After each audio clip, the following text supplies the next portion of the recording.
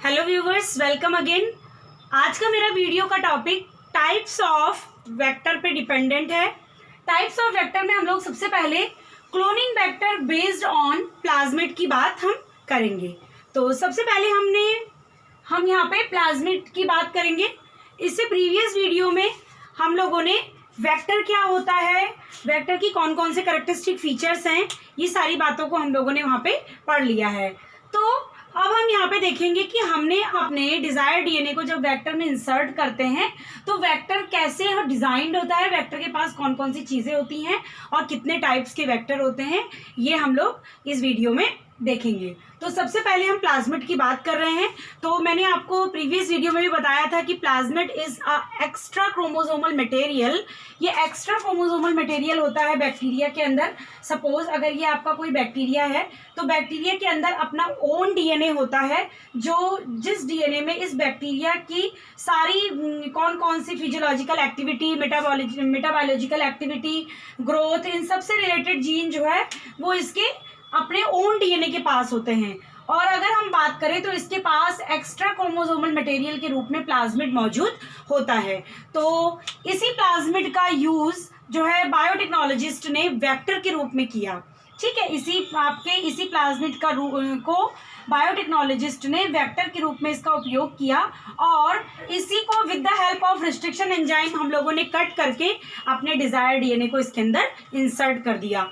और Dzire DNA insert करने के बाद जब हम लोगों ने अपने वेक्टर को जो है होस्ट सेल मींस बैक्टीरिया में या यूकैरियोटिक सेल में इंसर्ट किया, तो जैसे जैसे आपका बैक्टीरिया डिवाइड करेगा, जैसे जैसे वो ग्रो करेगा, वैसे वैसे ही आपका जो डिजायर डीएनए हमारा है वो भी हमारा कॉपी होगा। तो ये सब चीजें हम लोगों ने प्रीवियस वीडियो में पढ़ ली। तो आज हम यहाँ पर एक एक करके प्लाज्मिड, देन लैम्डा फेज, फिर फेजमिड, कॉस्मिड, इस फॉस्मिड, इन सब चीज़ों को हम लोग डिटेल में पढ़ेंगे कि इन सब में क्या डिफरेंस है, कौन सा वेक्टर किससे कितना बेहतर है और किस वेक्टर में क्या क्या कमी है। तो सबसे पहले अगर हम प्लाज्मिड की बात करें तो plasmid is a extra chromosomal material which present in the bacteria. ये बैक्टीरिया में प्रेजेंट होता है। और अगर हम बात करें इसके पास सेल्फ रिप्लिकेटिंग पावर होती है। ठीक है, मीन्स इसके पास खुद से रिप्लिकेट करने की क्षमता होती है, जिससे ये अपने आप को रिप्लिकेट करके और कॉपी नंबर में बढ़ा सकता है। तो मैंने आपको जब वेक्टर की कैरेक्टरिस्टिक फीचर बताए थे तो सबसे पहला कैरेक्टरिस्टिक फीचर ही यही होता है कि किसी भी वेक्टर के पास ओरिजिन ऑफ रिप्लिकेशन हो, किसी भी वेक्टर के पास ओरिजिन ऑफ रिप्लिकेशन प्रेजेंट हो। मीन्स कि आपका ओराई रीजन, ठीक है, आपका ओराई सी रीजन जहां से रिप्लिकेशन स्टार्ट हो सके, मीन्स ये अपने आप को जो है डबल कर सके, डीएनए से डीएनए को बना सके with the help of host के जितने भी एंजाइम इसमें होंगे। सपोज आपको पता है रिप्लिकेशन के लिए, ठीक है, हेलिकेज और डीएनए पॉलीमरेज, ये सब एंजाइम की जरूरत पड़ती है। तो हेलिकेज, डीएनए पॉलीमरेज का यूज करके ये अपने आप को रिप्लिकेट कर लेता है क्योंकि इसके पास ओरिजिन ऑफ रिप्लिकेशन प्रेजेंट होता है। दूसरे कैरेक्टरिस्टिक फीचर की अगर हम बात करें तो आपका सभी वेक्टर के पास, मीन्स हम यहाँ पे प्लाज्मिड पढ़ रहे हैं तो प्लाज्मिड के पास ओराई सी रीजन प्रेजेंट होगा। प्लाज्मिड के पास आपका जो है पॉलीलिंकर साइट प्रेजेंट होगी, पॉलीलिंकर साइट। अब आपको मैंने बताया था कि पॉली मीन्स आप समझ रहे हैं मतलब बहुत सारे लिंकर साइट। ठीक है, इसको हम लोग मल्टीपल क्लोनिंग साइट भी कहते हैं। इसका मतलब आपके इसके पास एक ऐसा स्पेसिफिक जो है डीएनए का सीक्वेंस प्रेजेंट हो, जिस डीएनए के सीक्वेंस पे आ करके आपके जो है रिस्ट्रिक्शन एंजाइम कट कर सके। और कोई एक दो रिस्ट्रिक्शन एंजाइम नहीं, मैनी रिस्ट्रिक्शन एंजाइम। जितने ज़्यादा रिस्ट्रिक्शन एंजाइम की इसके पास साइट होगी उतना अच्छा हमारा वेक्टर होगा। तो अगर हम यहाँ पे प्लाज्मिड के एक एग्जाम्पल PBr322 की बात करें तो आपका P means plasmid, P stand for plasmid, BR stand for Bolivar and Rodriguez. तो यहाँ पे स्मॉल p का मतलब होता है प्लाज्मिड। ठीक है। बी आर जिस प्लाज्मिड को जिसने डेवलप किया है, मीन्स जिन वैज्ञानिक ने, जिन साइंटिस्ट ने इसको डेवलप किया है, उनका नाम है वॉलिवर और रॉड्रिगेज। तो BR 322 मीन्स कि जिस लेबोरेटरी में इसको जो है डिस्कवर किया गया है, ये उस लेबोरेटरी का नंबर है। तो फर्दर पी के जितने भी आपके प्लाज्मिड होंगे 322, 326, 321, ठीक है, इस तरीके से इसको अलग अलग नंबर देते जाएंगे। तो ये लेबोरेटरी के नंबर से रिलेटेड है। अगर हम लोग बात करें तो PBR 322 में 4361 बेस पेयर होते हैं, 4361 बेस पेयर आपके प्लाज्मिड में प्रेजेंट होते हैं। तो मैंने आपको इसके कैरेक्टरिस्टिक फीचर में बताया कि आपका PBR 322 यहाँ पे मैंने एग्जाम्पल के तौर पे बनाया है। PBR 322 के पास पहला कैरेक्टरिस्टिक फीचर है कि इसके पास ओरिजिन ऑफ रेप्लिकेशन प्रेजेंट होती है। दूसरा कैरेक्टरिस्टिक फीचर है कि इसके पास पॉलीलिंकर साइट होती है। तो पॉलीलिंकर साइट की अगर हम बात करें तो मैनी रिस्ट्रिक्शन इंडोन्यूक्लियस आर जो है कट दिस PBR 322। तो बहुत सारे रिस्ट्रिक्शन इंडोन्यूक्लियस की यहाँ पे एक स्पेसिफिक इनका सीक्वेंस प्रेजेंट होगा। इको R1 का सीक्वेंस, हिंद थर्ड का सीक्वेंस, इको RB का सीक्वेंस, बाम H1 का सीक्वेंस, सेल 1 एंड क्ले 1 का सीक्वेंस इसके पास प्रेजेंट होगा। और अगर हम लोग बात करें तो PST1 का भी सीक्वेंस इसके पास प्रेजेंट है। तो this is called the polylinker site, क्योंकि इतने सारे इंडोन्यूक्लियस इस PBR 322 के ऊपर अटैक करके उसको कट कर सकते हैं। मींस इतने सारे इंडोन्यूक्लियस की स्पेसिफिक साइट इसके पास प्रेजेंट है। तीसरे कैरेक्टरिस्टिक फीचर की अगर हम बात करें, presence of genetic marker. Presence of genetic,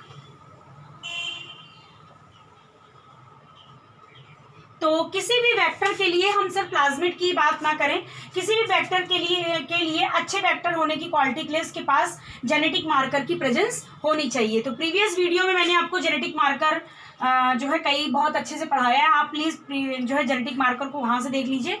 but हम थोड़ा बहुत यहाँ पे समझेंगे कि जेनेटिक मार्कर मीन्स होता है हमारे कि जो भी हमारे एंटीबायोटिक्स होते हैं, एंटीबायोटिक के कुछ स्पेसिफिक DNA के सीक्वेंस को हम यहाँ पे ला करके इंसर्ट कर देते हैं, ठीक है, तो वो आपके जेनेटिक मार्कर कहलाते हैं। जैसे हमने PBR 322 को बनाने के लिए एम्पिसिलिन रेजिस्टेंट और टेट्रासाइक्लिन रेजिस्टेंट दो तरीके के जो है वो एंटीबायोटिक जीन का प्रयोग किया है, ठीक, और ORIC का प्रयोग किया है। ORIC को भी यहाँ पे कट करके इन्होंने बाइंड किया है। So this is the designing of PBR 322। ये पूरा PBR 322 का डिजाइन है, जिसमें मैंने आपको बताया ये तीन कैरेक्टरिस्टिक फीचर प्रेजेंट होते हैं। पहला ओरिजिन ऑफ रेप्लिकेशन, दूसरा polylinker site, this is the polylinker site, और तीसरे की बात करें तो प्रेजेंस ऑफ जेनेटिक मार्कर। तो एम्पिसिलिन रेजिस्टेंट, टेट्रासाइक्लिन रेजिस्टेंट आपके जेनेटिक मार्कर इसमें प्रेजेंट है। तो अब हम लोग बात कर लें कि कुछ प्लाज्मिड आपके रिलैक्स प्लाज्मिड कहलाते हैं, कुछ प्लाज्मिड आपके स्ट्रैग्नेंट प्लाज्मिड कहलाते हैं। तो रिलैक्स प्लाज्मिड का मतलब जैसे नाम से ही पता चल रहा है, रिलैक्स मतलब बिल्कुल जो है आरामदायक। तो जब आपके मल्टीपल कॉपी नंबर में आपके प्लाज्मिड सेल के अंदर, होस्ट सेल के अंदर प्रेजेंट होंगे, more than 20 to 30, more than 30, जब आपके मल्टीपल कॉपी नंबर में प्लाज्मिड आपके बैक्टीरियल सेल में प्रेजेंट होंगे, तो दैट प्लाज्मिड या that bacterial is called relax plasmid, ठीक है। जब इनकी संख्या आपकी ज़्यादा होगी, लगभग 20 से 30 की संख्या में होंगे, तब हम लोग उस सेल को रिलैक्स प्लाज्मिड सेल कहेंगे। जबकि अगर हम बात करें कि ये सिंगल हो, ठीक है, आपका जो प्लाज्मिड है वो सिंगल नंबर में हो या 1-2 के नंबर में हो, तो उसको हम लोग स्ट्रैग्नेंट प्लाज्मिड कहते हैं। जब उनका कॉपी नंबर कम होता है होस्ट सेल के अंदर, तो हम लोग उसको स्ट्रैग्नेंट प्लाज्मिड कहते हैं। तो होप सो आपको यहाँ पे बात समझ में आ रही होगी। अब हम बात कर लें तो आपका जो PBR 322 प्लाज्मिड है, इसको डिजाइन किया गया है 3 बैक्टीरिया के हेल्प से। 3 नेचुरली ऑकरिंग बैक्टीरिया के पास अलग अलग जो है कैरेक्टरिस्टिक फीचर थे। हमने क्या किया, तीनों बैक्टीरिया के कैरेक्टरिस्टिक फीचर को इसमें मिला दिया और मिला करके अपने PBR 322 मॉडल को, प्लाज्मिड मॉडल को डिजाइन कर लिया, मीन्स वेक्टर को डिजाइन कर दिया। Now this vector is ready to insert, हमारे डिजायर DNA को इंसर्ट करने के लिए रेडी है ये हमारे। हम इसको क्या करें, अगर इको R1 से कट करें तो यहाँ पे अपने डिजायर DNA को इंसर्ट कर सकते हैं। हिंद थर्ड से कट करें, किसी भी रिस्ट्रिक्शन इंडोन्यूक्लियस से हम अपने इस वेक्टर को कट करें और अपने डिजायर्ड डीएनए को इसके अंदर इंसर्ट करें। Now this vector is ready to go in the host cell. तब ये होस्ट सेल में जाने के लिए तैयार है, और होस्ट सेल में जाने के बाद क्योंकि इसके पास ओरिजिन ऑफ रिप्लिकेशन है तो ये अपने आप को जो है रिप्लिकेट करके मल्टीपल कॉपी बनाएगा, और जैसे जैसे ये अपनी क्लोनिंग करेगा, अपनी कॉपी बनाएगा, वैसे वैसे आपका डिजायर्ड डीएनए भी कॉपी होता चला जाएगा। और हम बात करें क्योंकि इसके पास एम्पिसिलिन और टेट्रासाइक्लिन रेजिस्टेंट जीन है, तो हम ये भी फाइनली जो है जेनेटिक मार्कर से ये डिटेक्ट कर सकते हैं कि कौन सी बैक्टीरिया की कॉलोनी के पास एक्चुअल में हमारा डिजायरेबल जीन मौजूद है। अगर हमारा डिजायरेबल जीन मौजूद है तब तो आपका एम्पिसिलिन और टेट्रासाइक्लिन रेजिस्टेंट है, ये बैक्टीरिया लाइव रहेगा, मीन्स जीवित रहेगा, क्योंकि हमने अपने जो डिजायर्ड डीएनए है उसके साथ एम्पिसिलिन और टेट्रासाइक्लिन को हम ऐड करा देते हैं। और अगर जिस बैक्टीरिया में हमारा डिजायर्ड डीएनए नहीं जाएगा वहाँ पे एम्पिसिलिन और टेट्रासाइक्लिन रेजिस्टेंट जीन भी काम नहीं करेंगे। इतने सारे कैरेक्टरिस्टिक फीचर इस प्लाज्मिड में प्रेजेंट है। आइए हम देखते हैं कि इस प्लाज्मिड को डिजाइन किया गया है 3 जो है बैक्टीरिया से, नेचुरली ऑकरिंग बैक्टीरिया से। That naturally occurring bacteria are R1, R625 and PB1, ठीक है, PMB1। तो पहला बैक्टीरिया, ये दूसरा bacteria, now this is third. तो इन तीनों को मिला करके, इन तीनों के कैरेक्टरिस्टिक फीचर को मिला करके यहाँ पे प्लाज्मिड को डिजाइन किया गया है। तो अगर हम बात करें टेट्रासाइक्लिन और एम्पिसिलिन रेजिस्टेंट जीन को R1 और R65 इन दोनों बैक्टीरिया से कट किया गया है, मीन्स आपका R1 बैक्टीरिया से और R65 नाम के बैक्टीरिया से टेट्रासाइक्लिन और एम्पिसिलिन रेजिस्टेंट जीन को कट करके लिया गया है। दूसरा, अगर हम लोग ओरिजिन ऑफ रिप्लिकेशन की बात करें तो origin of replication comes from PMB1 bacteria, ठीक है। तो इसको PMB1 बैक्टीरिया से लिया गया है जो है टू डिजाइन द PBr322 को डिजाइन करने के लिए। और मैंने आपको बताया कि लगभग PBr322 20 से लेकर के 30 नंबर की संख्या में जो है होस्ट सेल के अंदर रह सकते हैं, मीन्स ये रिलैक्स्ड प्लाज्मिड है, ठीक। तो ये तो सारे इसके कैरेक्टरिस्टिक फीचर थे। अब हम इसके जो है डिसएडवांटेज की अगर हम बात कर लें तो इसका डिसएडवांटेज केवल इतना है कि हमारा इसका जो इसमें हम बहुत ही कम अपने बेस पेयर को इंसर्ट कर सकते हैं, मीन्स जो हमारा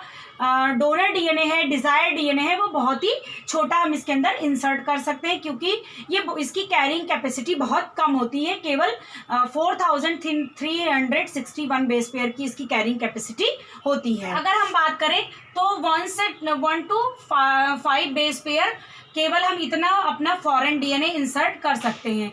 केवल 1 से लेकर के 5 बेस पेयर का हम डोनर डीएनए इसके अंदर इंसर्ट कर सकते हैं जब हम इसको ई कोलाई में इंसर्ट करें। जब हम इसको ई कोलाई में इंसर्ट करेंगे तो लगभग 1 से लेकर के 5 बेस पेयर तक का डोनर डीएनए हम इंसर्ट कर सकते हैं PBr322 में। नाउ नेक्स्ट, अगर हम जो है प्लाज्मिड बेस्ड ही एग्जाम्पल दूसरा देखना चाहें तो नेक्स्ट एग्जाम्पल इज PUC19, ठीक है। Next example is PUC19। तो इसका जो लेंथ है वो है 2686 बेस पेयर का। ये 2686 बेस पेयर कैरी कर सकता है। और अगर हम यहाँ पे बात करें तो आपका एम्पिसिलिन रेजिस्टेंट जीन इसके पास जेनेटिक मार्कर के रूप में प्रेजेंट होता है। दूसरा, इसके पास ओरिजिन ऑफ रिप्लिकेशन साइट होती है।